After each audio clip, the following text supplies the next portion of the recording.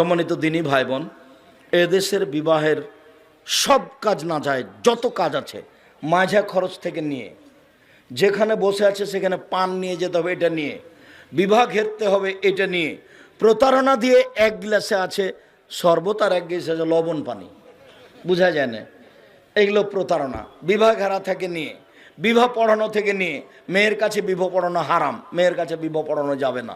অমুক নেবা সে অমুক, এত নগদ এত বাকিতে তোমাকে বিবাহ করতে এসেছে, তুমি তাকে স্বামী সত্ত্বে কবুল করো, তখনও বলছে কবুল করলাম।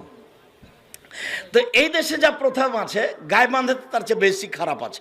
গায়ে বাঁধাতে গিয়ে 15-16 জন যায় মেয়েটার ওখানে গিয়ে এভাবে বলে, তারপর বলা শেষ হলে যেখানে বর বসে আছে এখানে আসে, এসে সবাই দাঁড়িয়ে থাকে, তখন বরের সাথে লোকগুলো বলে আপনারা কে?